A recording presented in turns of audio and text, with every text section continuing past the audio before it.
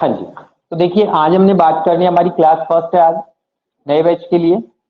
तो अल्फाबेट की बात की हमने। इंग्लिश में हमारे पास जो लेटर्स हैं वो अल्फाबेट, जिसको हम कहते हैं अल्फाबेट का मीनिंग होता है वर्णमाला, और जिसका पार्ट है लेटर्स। लेटर्स हमारे पास 26 लेटर्स हैं। अब हर चीज को हमें माइन्यूटली ऑब्जर्व करना पड़ेगा कि लेटर्स 26 हैं, तो 26 लेटर्स को we divided into two parts. पहला हमारे पास 5 जो पांडव थे उनके अकॉर्डिंग यूज किया, 5 कम हो गए तो कितने बचे? 21। ठीक है ना। तो 5 जो हमारे पास है वो क्या है? वोवेल है। क्या है? Vowel letters. क्या लिखा है मैंने? Vowel letters. यहाँ 21 है तो 21 हमारे पास है consonant, consonant letters. Clear? Consonant letters है। दूसरी बात कि हमारा एक क्वेश्चन है, वो लगभग हर एग्जाम में पूछा जाता है, इस एग्जाम में भी पूछा गया है, येलो की एग्जाम थी उसमें भी पूछा गया है। वो क्वेश्चन होता है आपका आर्टिकल का क्वेश्चन। किसका क्वेश्चन है? किसका क्वेश्चन है? आर्टिकल का क्वेश्चन। आर्टिकल का क्वेश्चन है वो किसके बेस पर आता है? किसके बेस पर आता है? अल्फाबेट में, जिसको हमने क्या बोला? लेटर। लेकिन थोड़ा सा समझने वाली बात वहां टेक्निकली क्या है कि लेटर्स तो we have 26 letters in English, but we have 44 sounds in English. हमारे पास जो लेटर है वो तो लिमिटेड है। कितने हैं? 26 हैं। लेकिन इन 26 लेटर्स की जो साउंड है क्या होंगी? साउंड। साउंड, साउंड कितनी है? 44 sounds in English. 44 sounds in English की 26 लेटर हैं, वो 26 लेटर जो है वो 44 साउंड जनरेट करते हैं। तो हमारा जो आर्टिकल का क्वेश्चन होता है ना, वो आर्टिकल का क्वेश्चन किसके बेस पे आता है? साउंड के बेस पे आता है, जिसको जनरली हम क्या समझते हैं? Letter based. ठीक है ना। तो साउंड की हमने बात करनी है, लेकिन हम इनिशियली एक बार थोड़ा सा समझेंगे कि साउंड जो 44 है, तो फिर यहाँ जैसे हमने दो ग्रुप में डिवाइड किया है, वैसे हम साउंड को भी दो ग्रुप में डिवाइड करेंगे। वोवल साउंड है वो 20 वोवल साउंड है। कितनी है? 20 वोवल साउंड्स है हमारे पास। ठीक है ना। 20 वोवल साउंड्स हैं। किसकी? कौन से 20 वोवल्स हैं? ये वाले। उसके बाद हमारे पास है कॉन्सोनेंट साउंड। अब 44 में से हमने 20 घटा दिए तो कितने बचे जी? 24। 24 consonant sound, consonant sound. Clear? लेकिन ये साउंड की बात हम बाद में करेंगे, लेकिन सबसे पहले समझना जरूरी था कि ये वोवेल और कॉन्सोनेंट लेटर और वोवेल और कॉन्सोनेंट साउंड, ये दोनों चीजें डिफरेंट है। क्यों? क्योंकि हमारे पास लेटर्स हैं वो लिमिटेड हैं। अब दिक्कत क्या आती है, कई बार हम देखते हैं कि सेम लेटर है वो डिफरेंट साउंड देता है, और डिफरेंट लेटर है वो सेम साउंड देते हैं। तो हम उस पर बात करेंगे थोड़ा सा, लेकिन एक बार आप इसको नोट कीजिए, उसके बाद हम एग्जाम्पल बेस इसको आगे बढ़ेंगे। ओके, नोट कीजिए। हाँ जी, तो हम 5 वोवल्स की बात कर रहे हैं। 5 वोवल्स को हम आइडेंटिफाई कर लेते हैं, तो उसके बाद हमें कॉन्सोनेंट लर्न करने की जरूरत नहीं होगी। ये शायद आपने प्राइमरी क्लासेस में सीख लिया था। वोवल्स हमारे पास हैं ए, ई, आई, ओ, एन, यू। ठीक है ना। ए, ई, आई, ओ, एन, यू। तो ये हमारे पास 5 वोवल हैं। अब देखिए वोवल लिखे हुए लेटर्स 5 हैं, लेकिन साउंड हमारे पास कितने बोलिए? वोवल साउंड, वोवल साउंड्स कितने हैं? वोवल साउंड्स कितने बोलिए? हेलो। 20। हाँ जी, 20 वोवल साउंड्स हैं। अब हम फोनेटिक्स नहीं पढ़ रहे हैं, तो फोनेटिक्स में हम थोड़ा सा उसका नॉलेज रखेंगे कि हम किस तरह से उनको डील करते हैं। अब बच गया हमारे पास में क्या? कॉन्सोनेंट। तो कॉन्सोनेंट बचे हमारे पास 26 consonant letter, 21 sorry, 21 consonant letters हैं, और 24 क्या है? Consonant, consonant sound. 24 consonant sound है। क्लियर? 24 कॉन्सोनेंट साउंड है। अब हम बात करेंगे सबसे पहले कि जो लेटर की हमने बात करी, लेटर से नेक्स्ट स्टेप जो हमारा है, लेटर हो गया, लेटर के बाद नेक्स्ट हमारा स्टेप होता है वर्ड का। ठीक है ना। क्योंकि किसी भी लैंग्वेज को आप पढ़ते हैं तो सबसे पहले आपको वर्ड का नॉलेज होना जरूरी है, कि वर्ड का नॉलेज होना जरूरी है। वर्ड का प्रॉपर नॉलेज होगा तभी आप उस लैंग्वेज को पर्टिकुलर यूज कर पाएंगे। हाँ जी, तो ये बताइए मुझे, इंग्लिश में हमारे पास मिनिमम लेटर से मिलाकर कितने वर्ड्स बन सकते हैं? मिनिमम लेटर वाले वर्ड, एक लेटर का वर्ड है क्या कोई हमारे पास इंग्लिश में? एक सिंगल लेटर का वर्ड है? हेलो, सिंगल लेटर का वर्ड है आई, एक ही। उसके बाद आपके पास ये 1 लेटर हो गया। 2 लेटर्ड जो वर्ड होते हैं उनको आपने बहुत अच्छे से सीख रखा है। तो 2 लेटर वर्ड। ठीक है ना। अब टू लेटर वर्ड्स की हम बात करें तो टू लेटर वर्ड्स में आपने सबसे पहले कौन सा आएगा बोलिए? एम, एन, एज, एट, एज, एट।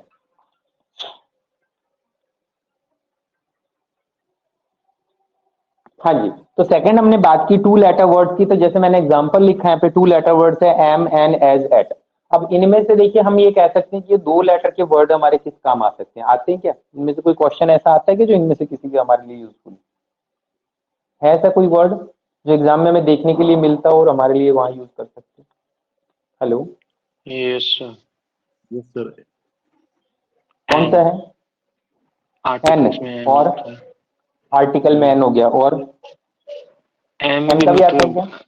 हाँ, एम भी आता हेल्पिंग है। वर्ब में यूज आ जाता है आई के हेल्पिंग वर्ब साथ। में भी यूज होता है, मैन वर्ब में भी यूज होता है। हेल्पिंग वर्ब में भी यूज होगा, मैन वर्ब में। चलिए ये वाला preposition में एट वाला एट प्रीपोजिशन में यूज होता है। तो हम ये नहीं कह सकते कि ये छोटा सा छोटा वर्ड ये हमारे किस काम आएगा, ठीक है ना। तो छोटा सा छोटा वर्ड है ना, ये भी हमारे लिए स्कोरिंग है और वो हमें कहीं ना कहीं बेनिफिशियल हो सकता है एग्जाम के पॉइंट ऑफ व्यू से। तो आप टू लेटर वर्ड को खुद लर्न करेंगे, खुद लिखेंगे, समझेंगे कि आप कितने लिख पाते हैं। अप्रोक्सीमेटली 25 to 26 वर्ड्स ऐसे होंगे जो टू लेटर वर्ड है, 26, ठीक है ना। मोर देन 26 की हो सकते हैं, आप खुद लिखेंगे उनको अल्फाबेटिकली, उसके बाद हम कल क्लास में डिस्कस करेंगे। ओके, इसके बाद हम बढ़ते हैं। देखिए हमारे पास टू लेटर वर्ड की बात की है, इसके बाद नेक्स्ट आता है हमारा, हम स्पेलिंग की बात कर रहे हैं। जनरली हम ये कहते हैं कि एक लेटर बदला, एक लेटर बदला और स्पेलिंग में क्या फर्क पड़ता है, ठीक है ना। If we change a single letter then what is the change produce in the meaning of the word. कि अगर हमने एक लेटर बदला तो क्या फर्क पड़ गया? कोई फर्क नहीं पड़ता उससे, ठीक है ना। जनरली ये आर्ग्यू होता है स्टूडेंट्स का। देखिए मैंने लिखा B blank T, B blank T, B blank T, B blank T, ठीक है ना। B blank G, B blank G, B blank G. चलिए अब सबसे पहले वाली स्पेलिंग में मैं क्या लिखूं? यहाँ ये जो गैप फिलिंग मैंने दिया है, यहाँ क्या लिखूं? कौन सा लेटर लिखूं? इनमें से 5 दे रखे मैंने लेटर्स आपको, क्या लिखूं? ए। बोलिए। ए। हाँ जी, ए। मैंने क्या लिखा? बी ए। चलिए क्या बन गया? ये स्पेलिंग क्या बनी? बैट बन गया। तो बैट का मीनिंग क्या होगा आपको पता है? क्या होता है बैट का मीनिंग? चमगादड़। हाँ, चमगादड़। अच्छा चमगादड़ हो गया। चलिए अच्छी बात बताई आपने, चमगादड़ हो गया। और क्या हो गया बल्ला बैट का मीनिंग? बैट का बल्ला हो गया। तो बैट का देखो अब बैट एक ही, हाँ, बैट का बैट भी हो जाता है। अब हमने ये देखा कि एक ही वर्ड जो है उसके एक से ज्यादा मीनिंग भी आ रहे हैं और डिफरेंट कॉन्टेक्स्ट में हम उसको यूज करते हैं, ठीक है ना। तो ये चीज कभी मत सोचना कि एक छोटा सा वर्ड है वो हम अगर ना सीखें तो क्या फर्क पड़ेगा। वही छोटा सा वर्ड ही आपका फाउंडेशन बनेगा, आपको सिलेक्शन का आपका आधार बनेगा। चलिए यहाँ पे क्या लिखा है मैंने? दूसरा लेटर बोलिए। हेलो, ई। हाँ जी, बी ई टी, बैट। इसका मीनिंग क्या होगा फिर? शर्ट लगाना, शर्ट मतलब। शर्त लगाना। चलिए अगर मैंने यहाँ चेंज किया, ये क्या हो गया? अब इसका मीनिंग बोलो। हाँ, बिट थोड़ा हेलो, सा बिट। थोड़ा सा हाँ बिट थोड़ा सा हो गया। अच्छा एक तो थोड़ा सा हो गया, और क्या होगा? और क्या हो सकता है? टुकड़ा हो सकता है। और एक एक जो ड्रिल मशीन होती है, एक ड्रिल मशीन होती है, उसमें भी हम कुछ लगाते हैं आगे, उसको भी क्या जी बोलते सर, हैं? बिट ही तो बोलते हैं। हाँ जी। जी सर। अगला देखिए। अच्छा यहाँ इसको मैंने क्या लिखा? अब बट इसका मीनिंग बताइए। बट। तो क्या ये एग्जाम में देखने के लिए मिलता है? बट मिलता है कि एग्जाम में? ये बट मिलता है कि एग्जाम में? हाँ। अब अगर आपको क्वेश्चन दिया जाए जो चार ऑप्शन आपके पास है, option A, option B, option C and option D, ठीक है ना। हाँ, अब मैंने देखो क्या लिखा? C, she ran fast, she ran fast, blank, she could, couldn't, win the race, win the race. हाँ जी, she ran fast, blank she couldn't win the race. अब इस क्वेश्चन, ये क्वेश्चन आपके पास एग्जाम में आया और ये 4 ऑप्शन आपके पास है, तो आंसर क्या होगा? बट बोलिए। बट हाँ जी, क्या होगा? बट होगा। बट हाँ जी, 1 मिनट रुकेंगे। हाँ जी, तो ये हमारे पास जो क्वेश्चन था, she ran fast blank she couldn't win the race, तो 4 ऑप्शन हमने दिए, bat, bat, bit, but. Answer क्या होगा इसका? आंसर क्या होगा यहाँ पे? बट होगा। हाँ जी। नेक्स्ट क्वेश्चन, नेक्स्ट क्वेश्चन मैं दे रहा हूं आपको, इन्हीं से रिलेटेड एक क्वेश्चन और होगा आपके पास।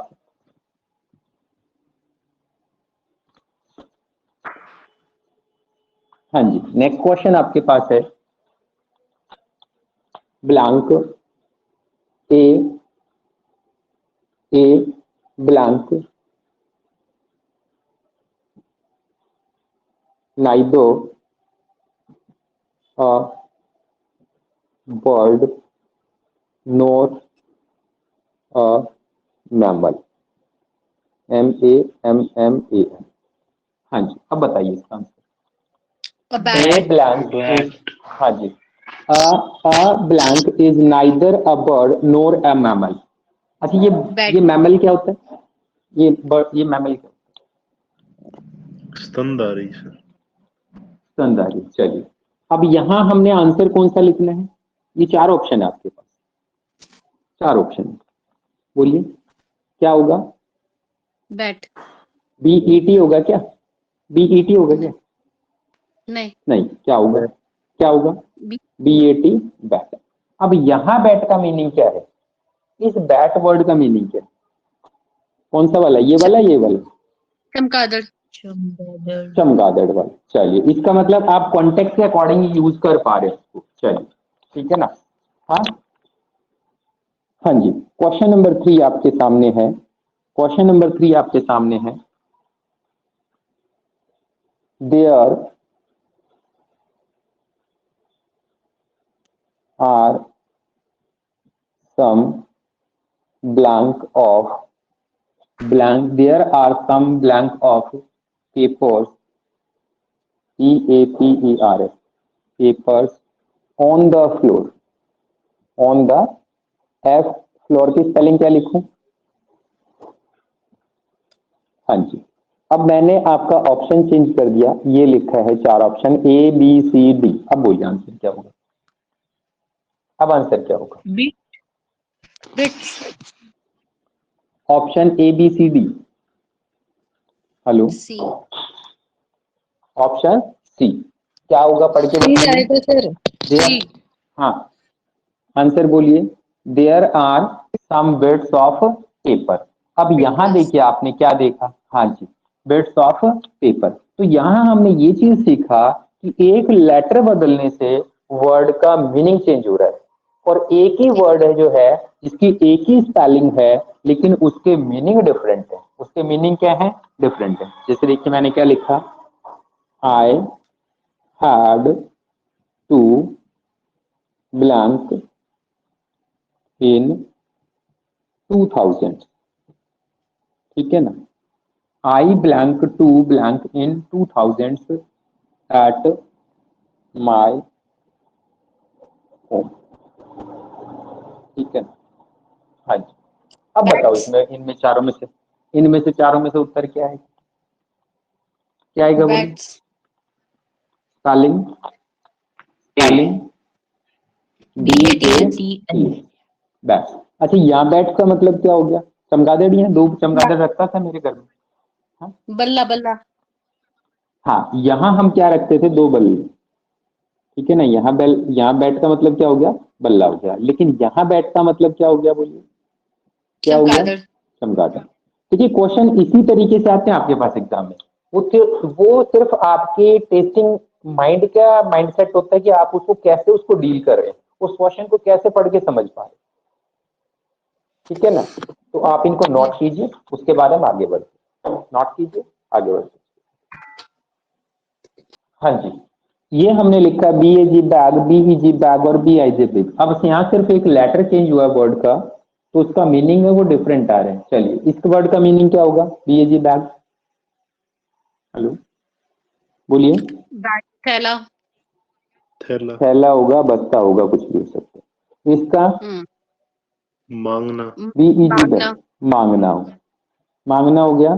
चलिए इसका मीनिंग बड़ा। बड़ा सर। बड़ा हो, ठीक है ना। तो इन वर्ड्स को हमने देखा कि इस तरह के वर्ड्स हम खुद भी फ्रेम करेंगे, जहां मिलेंगे उनको ध्यान से पढ़ेंगे और उनका मीनिंग प्रॉपरली हम समझने की कोशिश करेंगे, ठीक है ना। बहुत सारे वर्ड ऐसे होते हैं जिनको हम लैंग्वेज एक लिमिटेड फॉर्म में यूज कर रहे हैं, सेकेंडरी लैंग्वेज हमारे लिए लिमिटेड फॉर्म में यूज कर रहे हैं, लेकिन डिफरेंट वर्ड, एक ही सेम वर्ड का डिफरेंट मीनिंग होगा और डिफरेंट वर्ड के सेम मीनिंग होगा, ठीक है ना। जैसे मान लीजिए इसके लिए हमने बात की, मैंने वर्ड लिखा बियर, क्या लिखा? BEAR, ठीक है ना, और BEER। चलो इनमें क्या डिफरेंस है बताओ? सर ये अक्षर ही बियर तो बदल भालू। रहे हैं। हाँ बियर भालू हो गया, जिसको हम भूल जाते हैं वो भालू हो गया। चलिए और बियर लिकर। लिकर हो गया, ड्रिंक हो गया, ठीक है ना। क्या हो गया? ड्रिंक हो गया, लिकर, ठीक है। अब देखो मैंने ये लिखा, your parents, your parents can't blank your expenses, expenses now, bear. ठीक है ना। हाँ, your parents can't blank your expenses now. अब बताओ इसका उत्तर क्या होगा? बियर अब ये योर दो ऑप्शन है एक्सपेंसेस। आपके। Bear BEAR।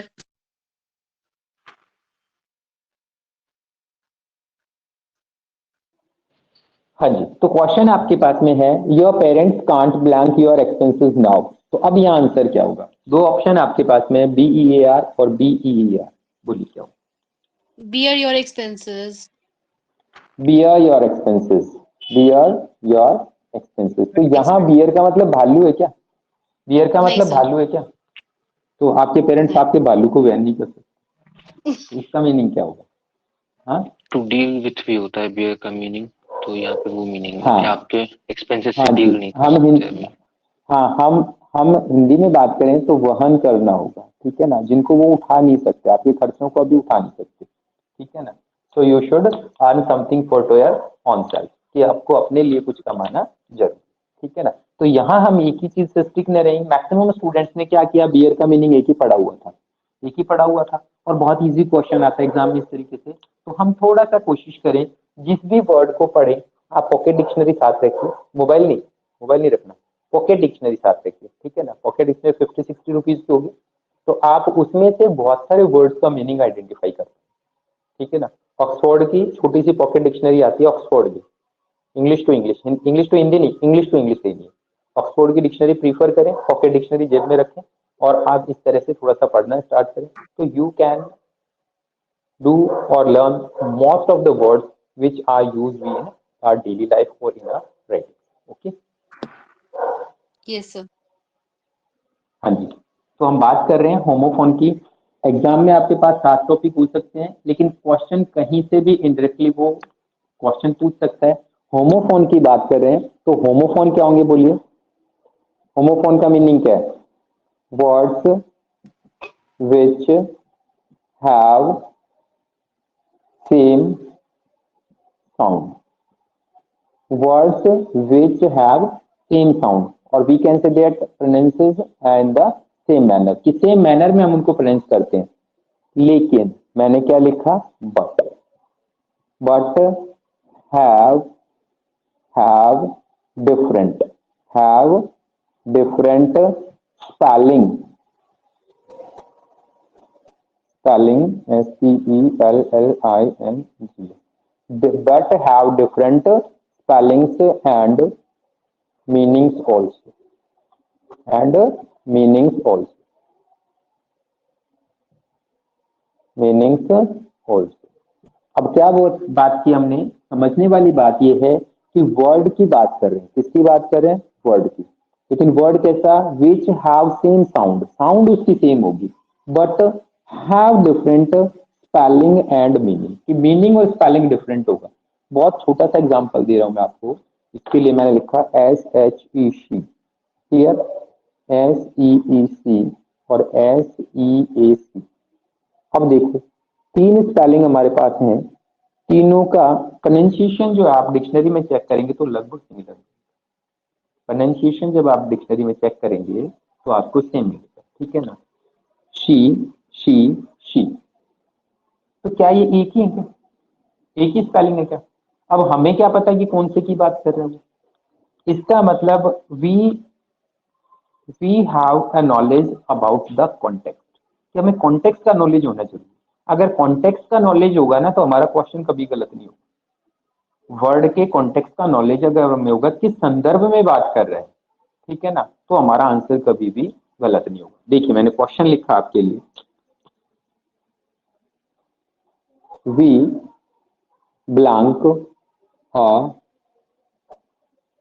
Lion in the forest. बोलिए अब इन तीनों में से उत्तर क्या है? क्वेश्चन आपके लिए ये है, we blank a lion in the forest,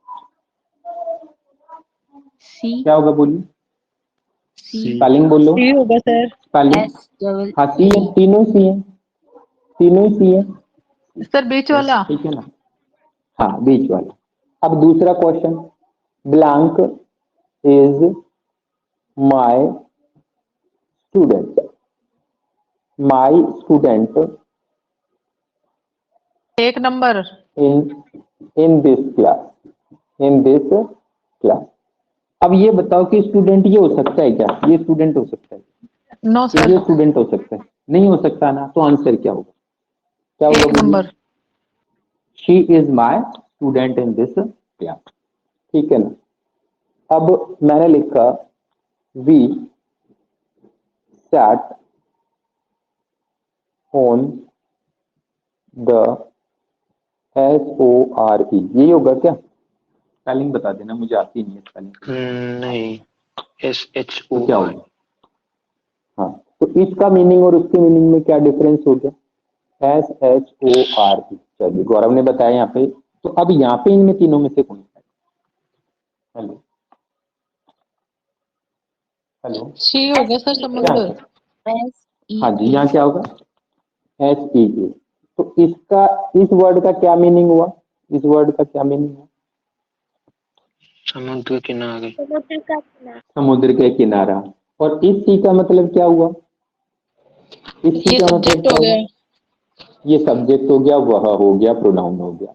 इसका मतलब क्या हो गया? ये ये वर्ब वर्ब हो हो गई। गई, ये वर्ब हो गई और इसका मीनिंग देखना, देखना। ठीक है ना, क्लियर।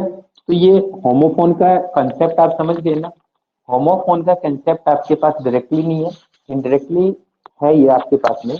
और बहुत सारे वर्ड हमारे पास ऐसे हैं जिनको हम इस स्टाइल में पढ़ते हैं, और उनको प्लीज लर्न करना अकॉर्डिंग टू द कॉन्टेक्स्ट। जहां जहां आते जाए, ऐसा नहीं बोल रहा कि आज ही सारे याद करें, जहां जहां आते जाएं वर्ड्स, हम जिनको समझ बना पाए उन क्वेश्चंस को हम लर्न करें।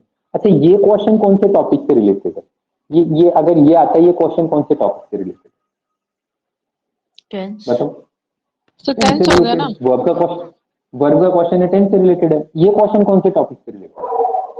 ये सभी में आता सर।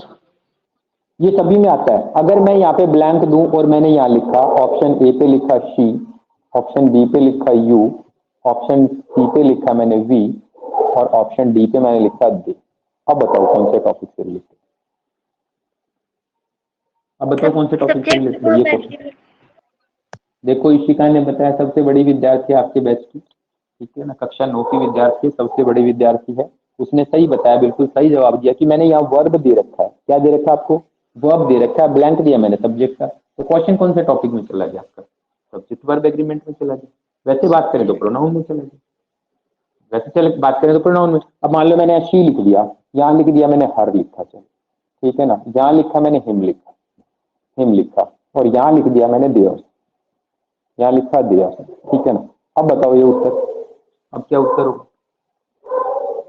बोलो? डिटरमिनर। अब कौन से टॉपिक, अब कौन से टॉपिक से रिलेटेड हो गया? नहीं, टॉपिक से कौन से रिलेटेड हो गया? डिटरमिनर से कहाँ हुआ? वर्ब दे रखी है, सब्जेक्ट का प्लेस खाली, सब्जेक्ट वर्ब एग्रीमेंट का क्वेश्चन। ठीक है ना। डिटर्मिनर का क्वेश्चन तो आगे होता, मैंने यहाँ हटा दिया, ये लो ये हटा दिया। अब बताओ इसमें क्या है, अब बता दो इसमें क्या आएगा। इनमें से option C, her, him, there, बोलिए अब क्या होगा आंसर। यहाँ ब्लैंक दिया मैंने आपको, she is blank student in this class, बोलिए। अब हमें देखना पड़ेगा कि ये नाउन दे रखा है, ये क्या दे रखा है, नाउन दे रखा है, और नाउन से पहले हमें क्या भरना है, डिटर्मिनर भरना है। तो इनमें से डिटर्मिनर कौन सा है, इनमें से डिटर्मिनर कौन सा है। डिटर्मिनर वो होता है जो नाउन के साथ आते हैं, तो नाउन के साथ क्या आता है, ये कौन सा केस है, ये कौन सा केस है, ये किसके लिए आता है, किसके लिए आता है, ये सब्जेक्ट के लिए आता है, आता है कि नहीं आता। ये किसके लिए आता है, ऑब्जेक्ट के लिए आता है। ये किसके लिए आता है, ये क्या है, बोलिए, देयर, पॉजिटिव प्रोनाउन है। और यहाँ डिटर्मिनर कौन सा है, पॉजिटिव एडजेक्टिव कौन सा है, एडजेक्टिव कौन सा है, बोलिए। हरी होगा फिर आंसर। हेलो, आवाज सुन रही है मेरी, यहाँ पे आंसर क्या होगा आपका, हर हो जाएगा। मैंने वहां माई लिख रखा था, लेकिन अब क्या हो गया, हर हो जाएगा। That is depend on the context. जो आपको ऑप्शन दिए गए ना, वहां से आंसर बताना, वो आंसर नहीं बताना जो आप घर से याद करके गए। क्लियर, घर से हम जो याद करके गए हैं वो आंसर आपको नहीं बताते हैं। आपको आंसर वो बताना है जो क्वेश्चन आपको दिया है, क्वेश्चन के साथ जो ऑप्शन दिए उनमें से बेस्ट आंसर कौन सा है। ये नहीं लिखते ना मार्क करके कि सारे आंसर गलत है, अगले बार क्वेश्चन ठीक करके लिखते। ठीक है, ओके।